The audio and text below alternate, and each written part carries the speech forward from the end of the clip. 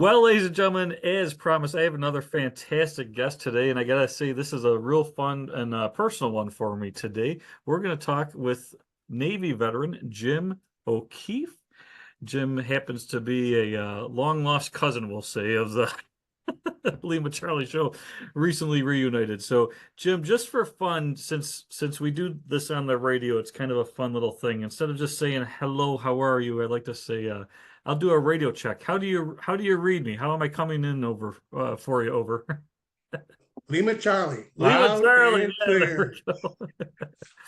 Oh, this is so fun. And I know we're already talking a little bit and connecting, but if you could, let's kind of go back a little bit and share with us a little bit about your childhood and what led you to actually join the Navy specifically. I know there's a story there, but can you Yes, share the details with us? sure. Well, growing up, my one grandfather on my mother's side, Grandpa Weisbeck, he had a farm, and we'd go out there quite a bit. And my mother had lots of siblings, so as did my dad. And she was, I think, the third child, no, fourth one. And then her younger brother was joined the Navy, Uncle Dave, and he was on the John Paul Jones. And I don't know how old I was, probably 9 or 10, but I was very impressed with my uncle being in the Navy and in school uniform. And he was in the Med mostly.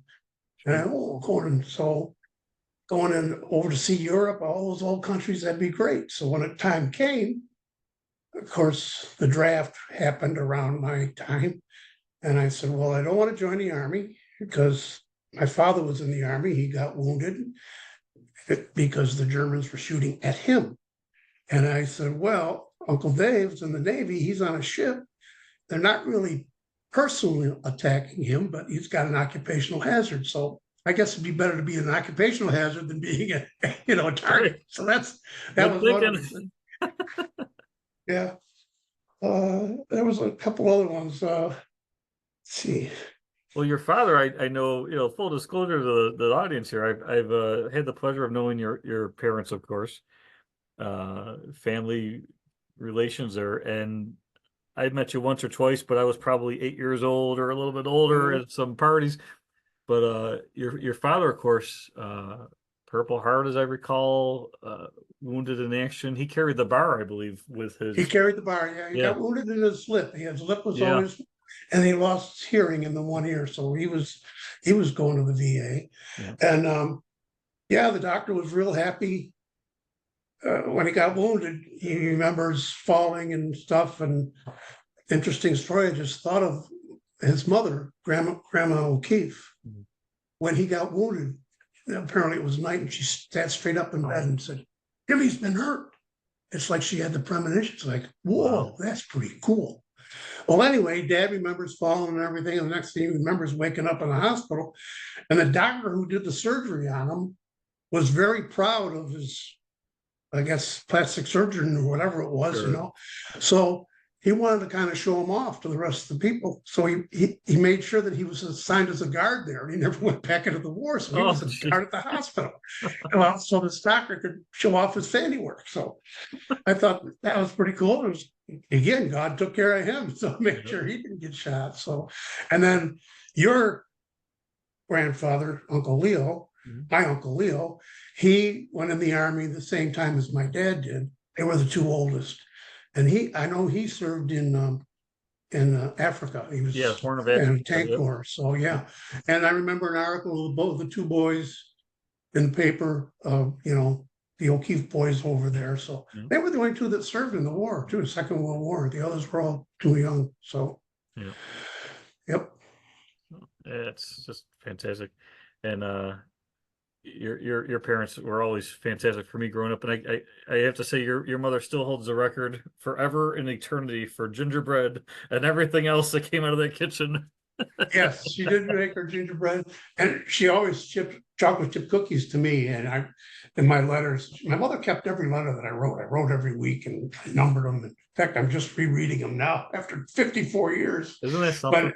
But almost every other one says, "Thanks for the cookies, Mom. Thanks for the cookies, Mom." And the boys in the unit liked them too. So yeah.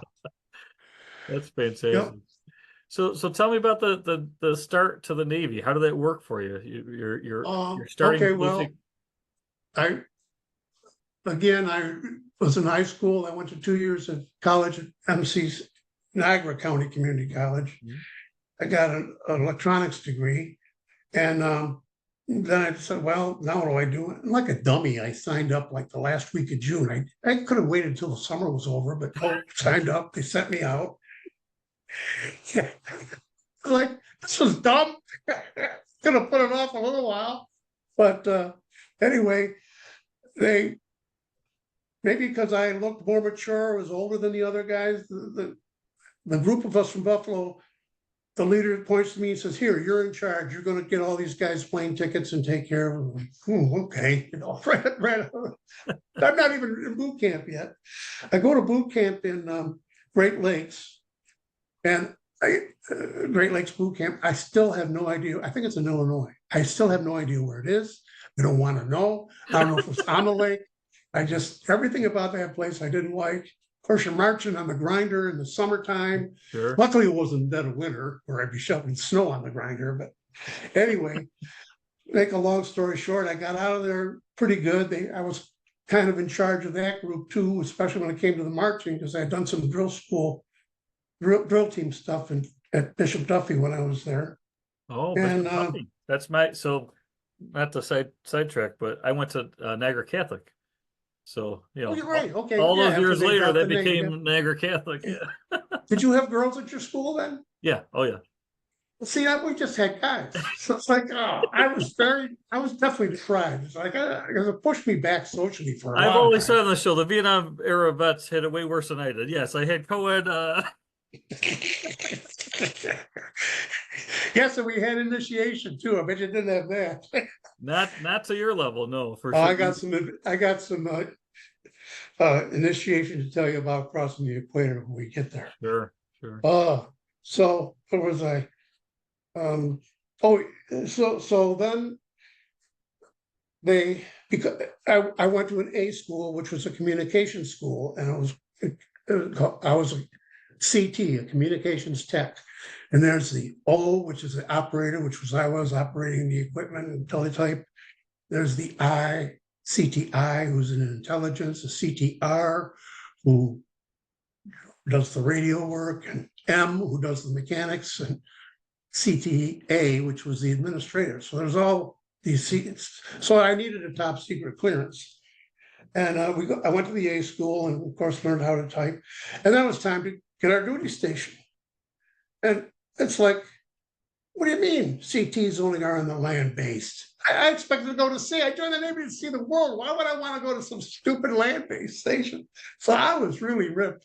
Of course, I guess I complained too much because sure enough, they sent me to the ship. The USS Hancock, which is one of the older carriers. Sure. So after a short leave at home, I go to California and I got to catch a plane. It takes us to the Philippines, Clark Air Force Base, which now is demise, and it's demise because it's under a volcano after it erupted.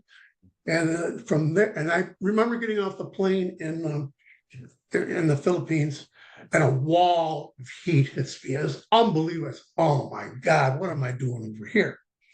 So then they had to ship me from Clark Base. I had to go into Da Nang, and I go, wait a minute, Da Nang? What am I doing in Da Nang, Vietnam? That's the whole reason I joined the Navy. I didn't have to go. So to go to trouble spots. Right. So I'm in Da Nang, and I have to catch. I forgot what the COD stood for. But it was a COD, two prop, small plane, usually for mail, and it had like 6 passenger seats in it. So there was a bunch of us in Da Nang who had to get to our ship. And being the low man, I was only a seaman there, an E2. I was a low man on the pole, so all the officers and higher enlisted would go first. So I ended up being there like 4 days. And it's like, oh my God, 4 or 5 days. And I remember at night looking up in the hills and seeing flashes of light and fireworks and the bombs going on, or artillery going off. I don't know what. And close. I don't really like this, you know. So I was there about 5 days. and I got bounced from a couple of the planes, and then I finally landed on the ship. And so got caught by the arresting gear. You sit there like that, and it was landing on the ship was pretty cool, I gotta say. Sure. And then I was in my position for a while. And did you say you were on the Hancock? Did I hear that right? USS Hancock, CVA 19. They during World War II, that was one that was hit With the heavily. kamikaze. Yeah. And I was just reading about it, rereading about the history of that. It fired its last round at the end of the war. It was one of the last. Yeah, I remember. I read something about that not too long ago. That's fresh in my mind because we were doing some history segments a while back, and that came up in one of my reviews. So a lot of the other carriers, I mean, the Ranger, which was 61, the Enterprise, Kitty Hawk, all those were the newer ships, and then us old World War II vintage CVA 19. So we used to call it my brother and I used to call it CVA 19, the Johnny Unitas of the fleet. Because when Johnny Unitas played quarterback. That's all. That's great. That's fantastic. Yeah. Oh wow. So altogether, how many? It was a couple years you were basically touring the world and stamping Yes, your well, passport. we went to Japan, went to the Philippines, went to Hawaii. We didn't spend enough time in Hawaii. I didn't even get to go see the memorials in the Pearl Harbor, but I was there for a while, and 3 or 4 ports, and one was Yokosuka, one was Tokyo in Japan, and then went to Hong Kong. We were supposed to go to Singapore, but that got canceled. And then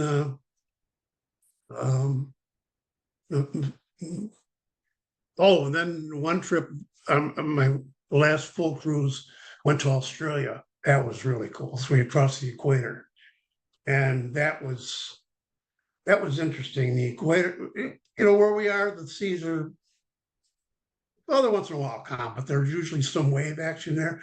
We went to the equator, and it was dead calm, flat as a pancake, just calm as could be, and only our wake would be turning the water up, and it was eerily quiet. Oh, I bet. But of course, being a pollywog who's never crossed the equator, there was a big bad initiation. Oh, now I was so fortunate because again, we all had top secret clearances, and so nobody really knew what we did.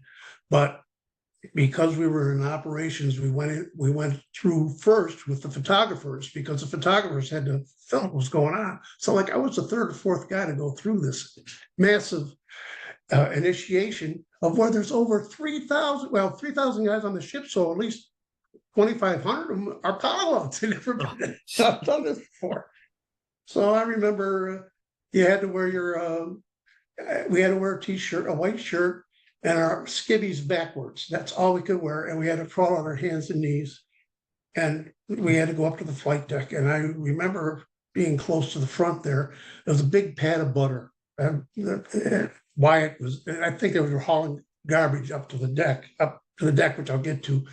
Anyway, this big pile of butter was in the corner of the stairs.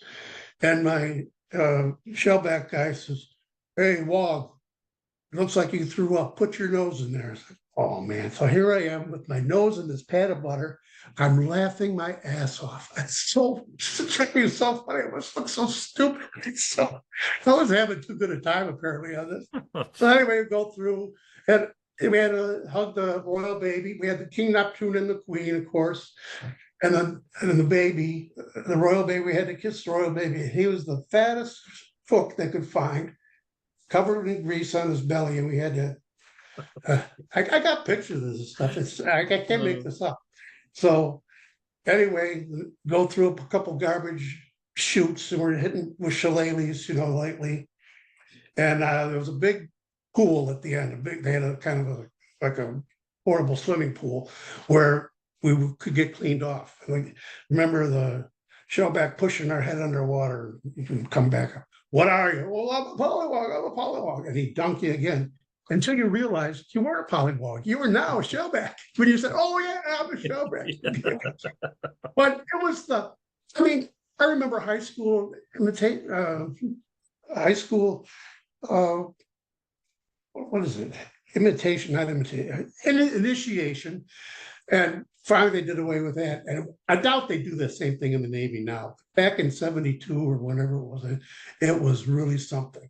Yeah. So again, because I'm one of the first ones through, I go get my camera and start taking pictures. And I'm out on the flight deck and there's an opening where I look down to the hangar deck, and all you see are rows and rows and rows and rows and rows of people on their hands and knees with their skivvies backwards, sometimes their assholes were showing. It looked like it was a scene out of Dante's Inferno. It was unbelievable. And it must have taken hours. And here I was over within half an hour. So, I mean, I never got to do the payback as a showback, but boy, it was something, an experience, that's for sure. Our nation's finest. We do shenanigans, but we also still win wars. So I don't know how that works, Oh, but yeah, I don't know how it works either. Somehow we win wars. Yep. jeez. So that was an experience. So then we go into Australia, and I remember going down there. Of course, like, you see the Southern Cross, which is something you never see, and the sky is just, out in the middle of the ocean. The sky is just so dark that the Southern Cross just sticks right out. But I remember doing a city tour down there, and then I went in the Outback, and in the Outback, we were going to have a cookout and see the kangaroos and stuff like that. But I remember the woman who was, showing these short trips, selling them off. She was gorgeous, and I signed up strictly for this backcountry trip because she was the one who was supposedly be there. So, of course, she's not. She's just a sales rep. It's like, oh, what a sell job! Because I was so disappointed. I had a guy instead of her. But anyway, that sticks out. I did see some kangaroos. Anyway, okay. I guess I'm at a loss. Oh yeah, during the course of I was there for a partial cruise in 69, 70. Then 70, I did a full tour, came back to the States. We went into dry dock for a while in Hunters Point, where O.J. Simpson was from.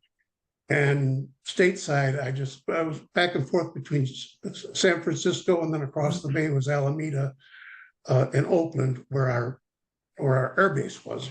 So we went from dry dock in Hunters Point to Alameda, which was the Naval Air Station.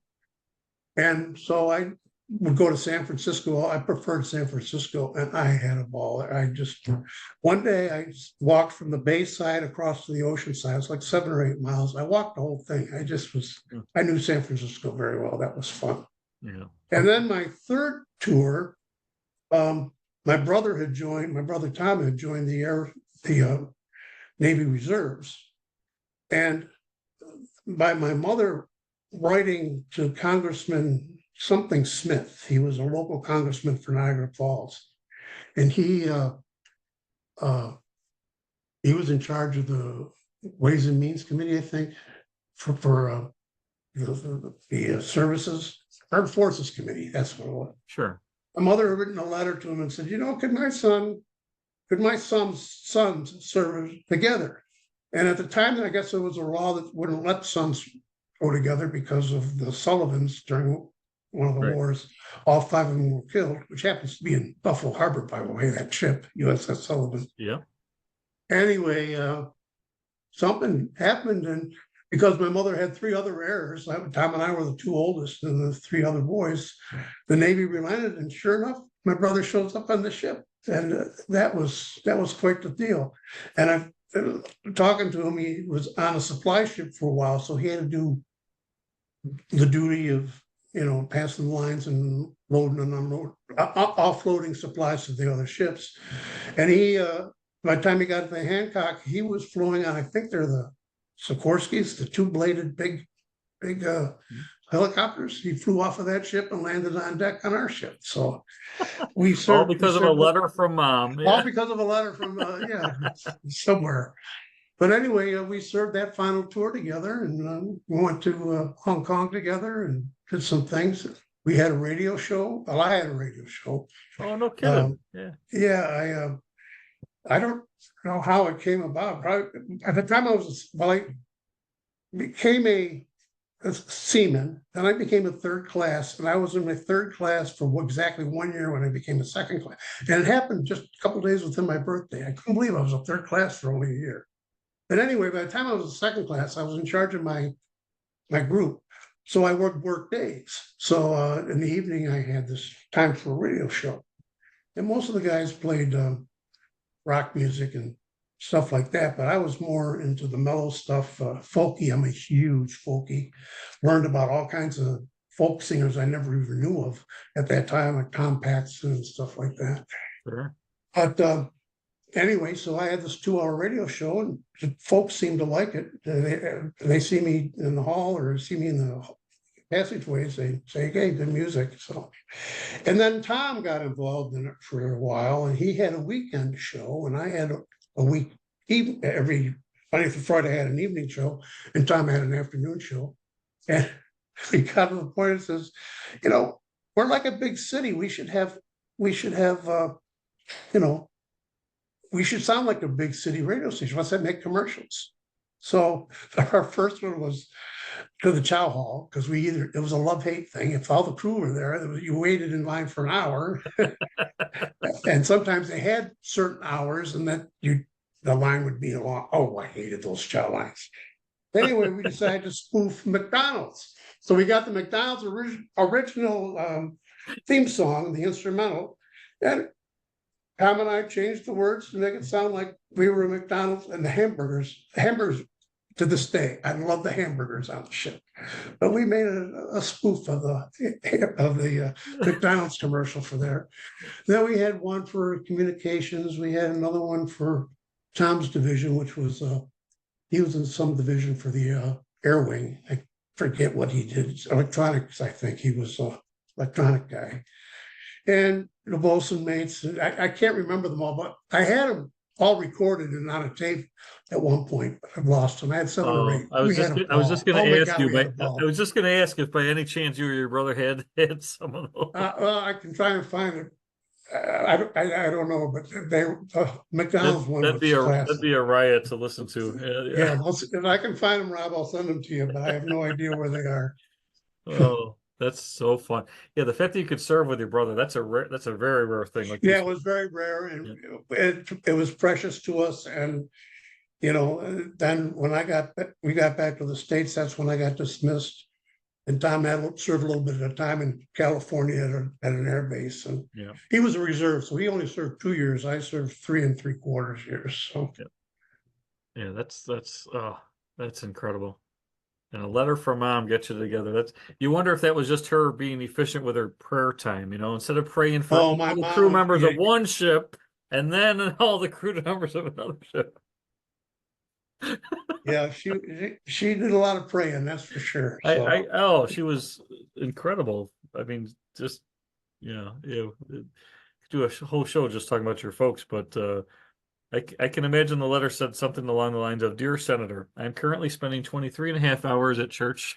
I'd like to cut that in half. yes, that'd be her. Yep.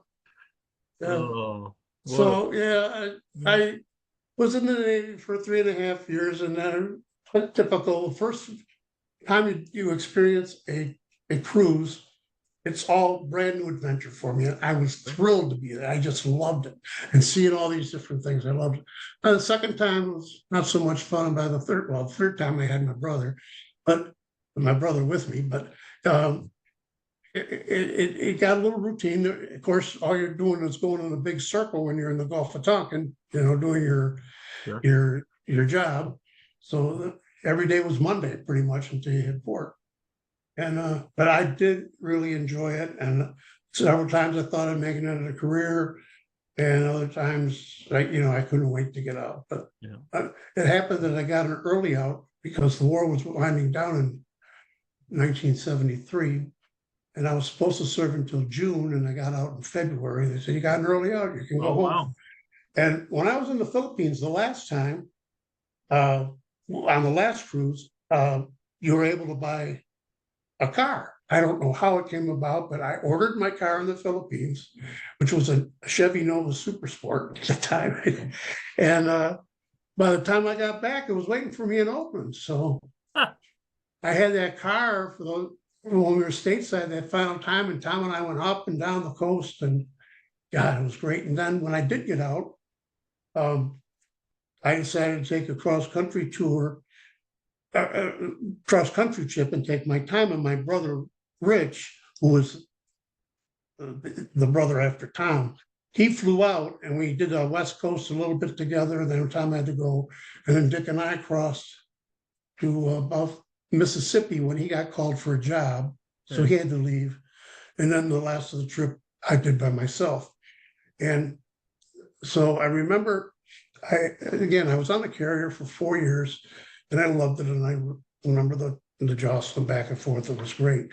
So somewhere, I don't know where, maybe it was Milwaukee, I had to cross Lake Michigan to get home. I decided, because I got out in the winter time, February, March. And I got on this ferry. It was a car ferry, also with train cars on it, freight cars. I got so seasick on that crossing the freaking lake. I got so seasick. I just spent 4 years in the Navy and I've been perfectly fine. How can I be seasick now? It's like, how ironic is that? That's too funny. Yeah. And then I got home and found a job at Xerox, and that's the rest of my life. So that's fantastic. What a great story. That sibling road trip must be a family tradition, because I know for a fact your father and my grandfather, and I don't recall who the third or maybe even fourth was. You know, they all shared a car at one point growing up. They went to Las Vegas, I think. Yeah, they used to do that. Yeah, it was probably Uncle Bob was in the Peace Corps, so I don't know if he was there. Yeah, I think it was three or four of them shared a car. Probably Ed and Patrick. Yeah. Ed and Pat, yeah. Yeah, I know they did at least one trip to Florida, but yeah, the Vegas stuff and the just, you know, they shared a car and drove all over the country together. That's fun. Yeah, it was a lot of fun. So yeah. That's incredible. Yeah, so that's, you know, this is why we do the show, right? It's every veteran has their own story of why they got in, where they went, lessons learned. You know, I know your parents, of course, taught you a ton of life lessons there. Yeah. And anything from the Navy, was there any particular good or bad leader or lesson that came out of that you kind of hung on to in the civilian sector? It kind of made before I forget, when we were in Hunters Point doing some rebuilding, we had a wooden flight deck, and so they had to take all the wood off and replace that. I thought, why a wooden flight deck on a metal ship? I don't know if we'd have sunk, if it had kept us afloat or not, but I think it was probably easier on the planes. I have no idea. But so when the ship was finally decommissioned, I did get a portion of the flight deck. I got a foot. I think I sent you that picture. Oh, I didn't see that. I'll have to get that from you. Maybe Meg has it. Yeah, maybe Meg has it. She gets most of the emails. I'd go in the other room and pull it in here, but Meg's got a better picture.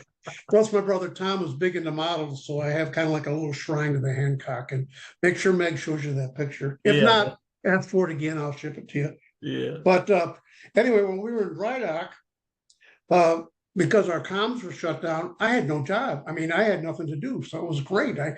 I remember getting out, and somehow I was able to get into the pit of the dry dock.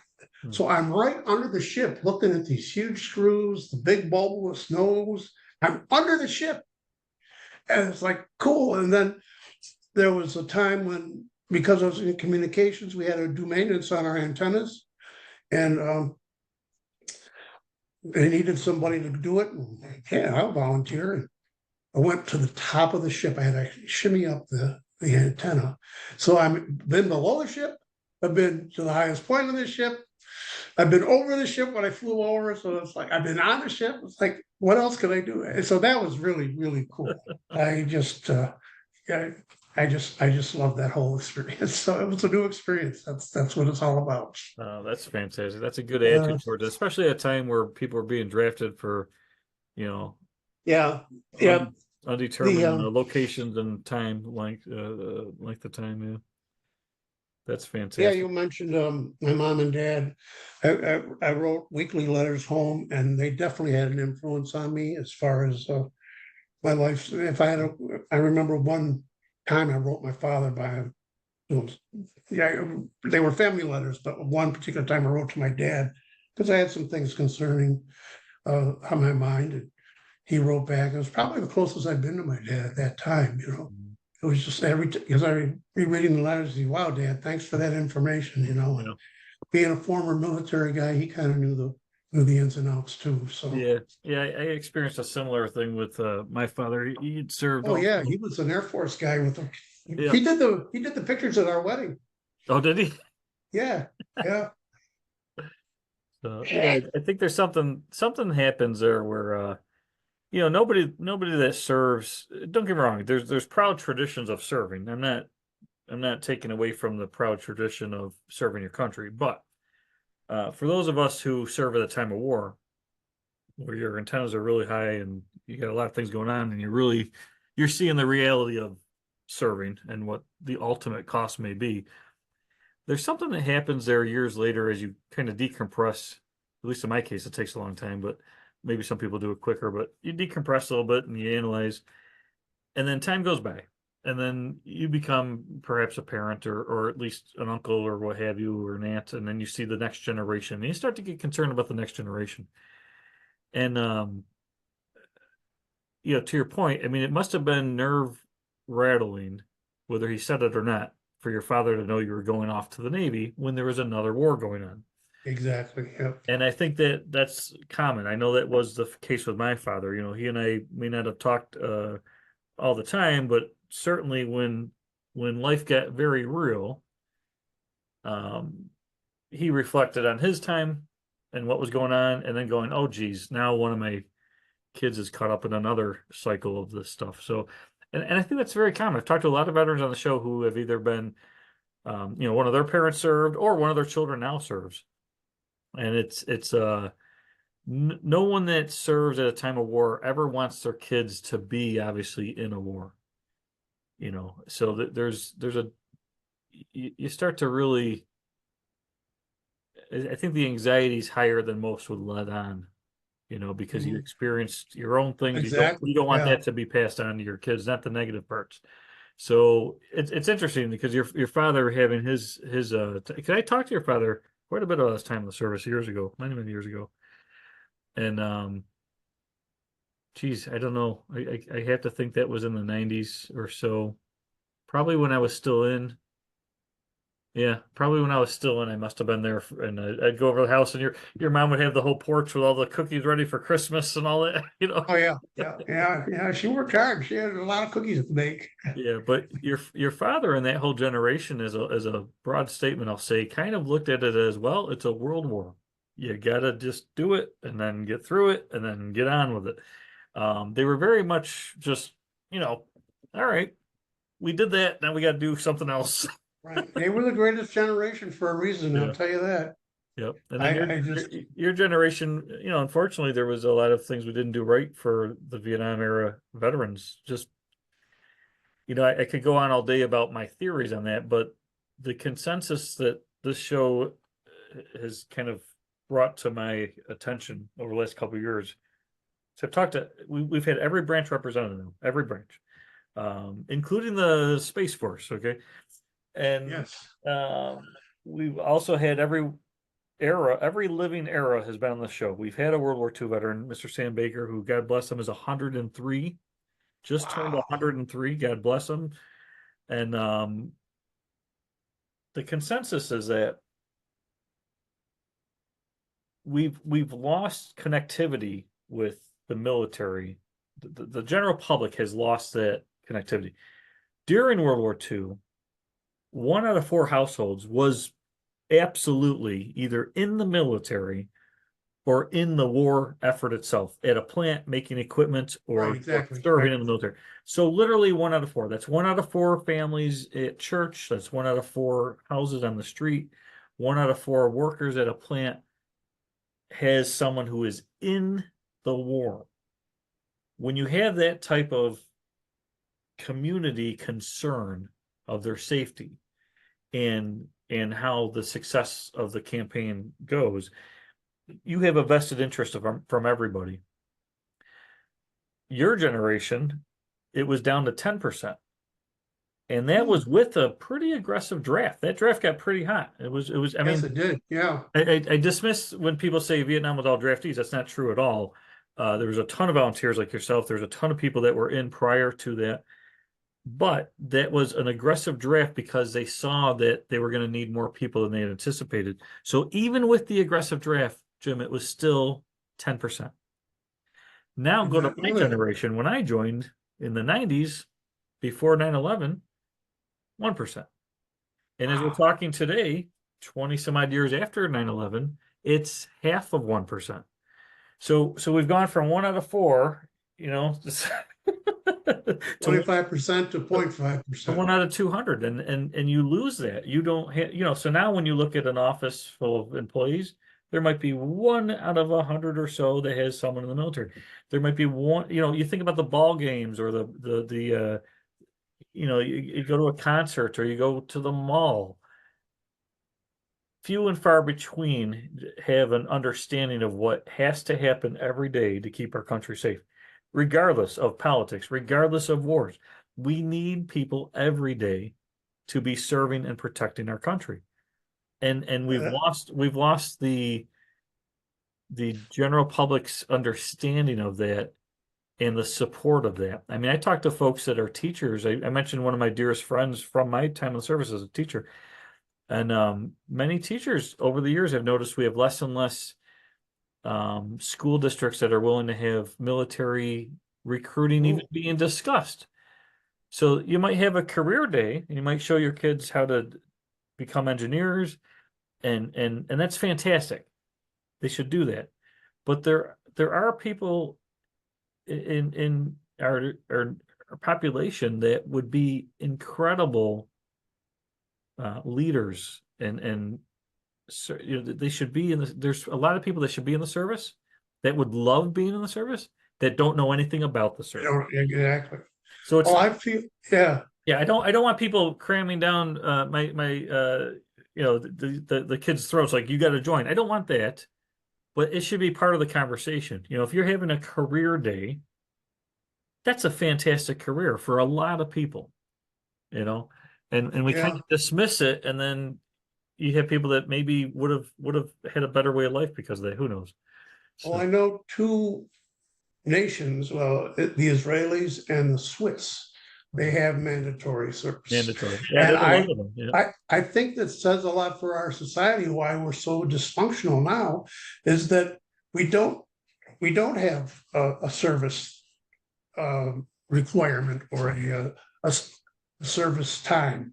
And I think after high school, maybe you spend a year, at least a year, maybe two, in either a social program or the military. I mean, despite your sex, your your uh, your leanings, your social and political leanings, and even in the disabled. I mean, some people can just, disabled, you can do it the office job, or you can be, uh, in a conservative department where you got to work at some government capacity. And I think every able-bodied American should have to do that for a year or two, then continue your education or whatever. But I well, think we'd be much better.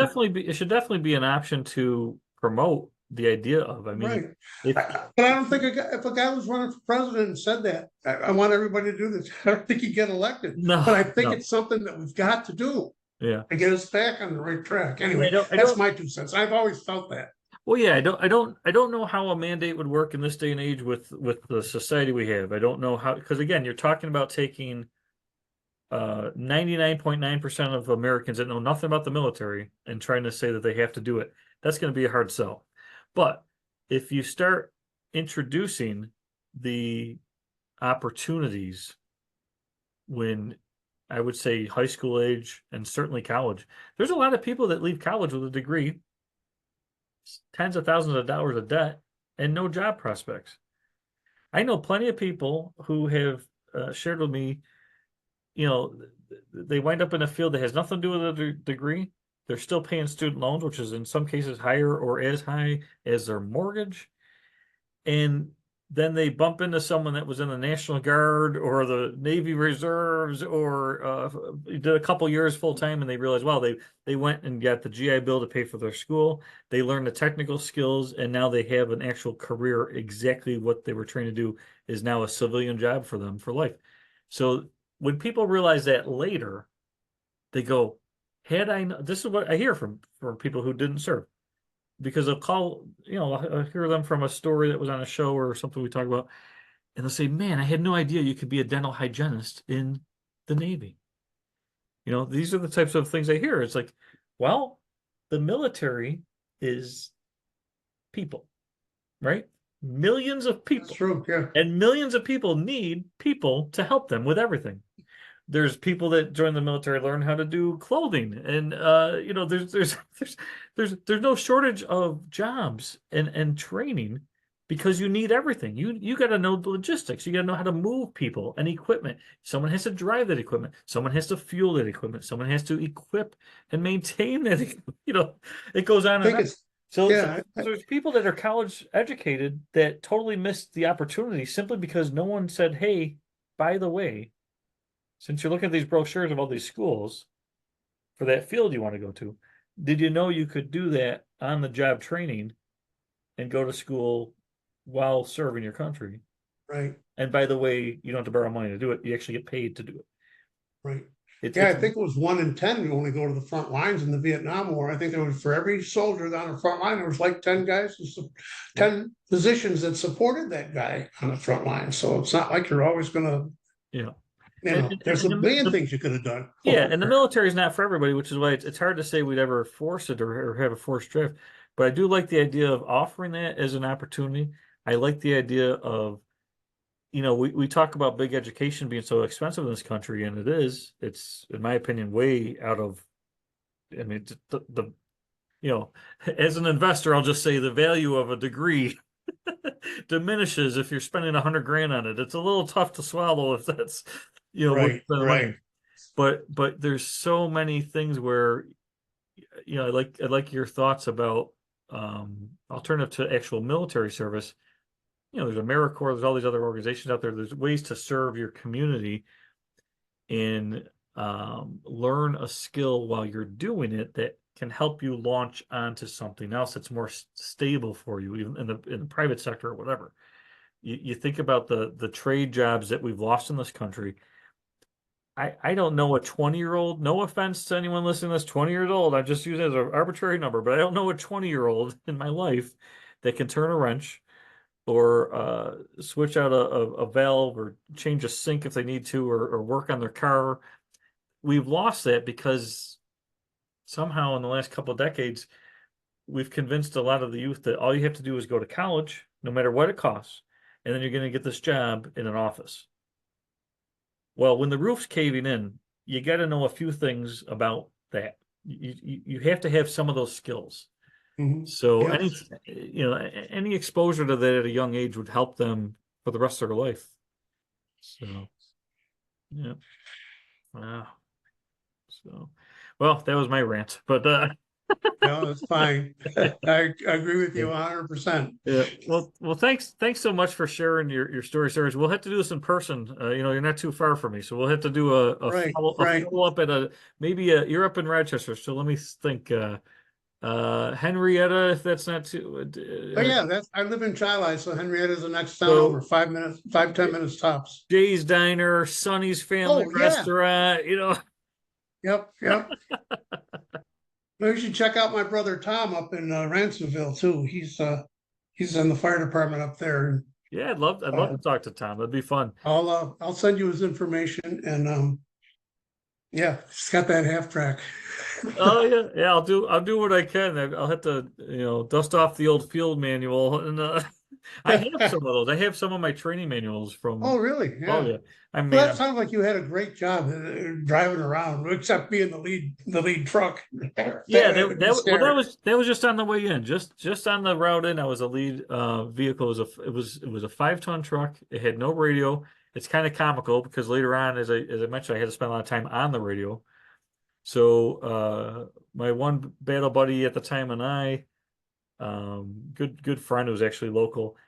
He and I drove from, I guess it was Camp Buring, Kuwait, crossing the berm as they call it, and then we eventually got to Baghdad. It was 580 some odd miles, I believe, Oh, and it was the slowest vehicle by design. They had to put the slowest vehicle up front, which happened to be my truck. The floorboards, Jim, were so rusted out. I mean, if I had to, if that thing died, we made a joke. We're like, well, if the engine fails, I'll just put my feet down like Fred yeah. Flintstone and we'll get there. Fred Flintstone. There you go. Yes. So, well, this was really fun. I appreciate your time. This was a good time, and I was a little nervous about it, but the more I thought about it, I said, "Oh, it's Yeah. time to reminisce." So Well, yeah. I have just one final question, and we'll wrap this up, and then maybe continue over coffee sometime. But my final question is always a fun one. If you had a minute, just 1 minute, and you could travel back in time, and the only thing you could do with it is sit with your younger self before joining the Navy, what would you possibly say to young Jim before this lifetime adventure started? Well, you got to have the right attitude. I mean, you're in there. You you might as well make the best of what you can. Um, Try and have an open mind and just experience it. Experience it for what it is, and do what you're told. Yeah, basically do what you're told. If they give you a command, you better do it because otherwise it means nothing but bad things. Yeah, yeah. So Sir, yes, sir. Yeah. yes, sir, yes, sir. Yep. Yeah. Yeah. And it's interesting how you've changed over the years, how a person changes over the years. I mean, you think one way in the beginning, I was very gung ho going in, and the more I was over there, I think, are we really doing the right thing? Are we wasting money in Vietnam? And eventually the hippies were right, and at first I didn't agree with them, but then, they're right. I mean, think of all the waste that we did here. And even in the wars now, we're coming, it's like the money we spent to run one of these planes or a ship. It's like, it's God. If we could only use our money for other things. And Yeah. Well, the money and yeah, so yeah, do what you're told, I guess, and experience it for what it is. And, you know, yeah, make a bad situation the best you can. yeah, agreed. Yeah, and the lives lost in wars that could have been handled by better diplomacy is always something that irks every veteran. Yeah. Um, we live in a world where we have weaker and weaker diplomacy efforts, and we get caught in some cases we get caught in wars that were going on before our country was a country. So if we think we're foolish enough that we're going to solve something that's been going on for hundreds or thousands of years, we have an ego problem if we think we can end something that's got Right. that much history to it. So, Exactly. but Exactly.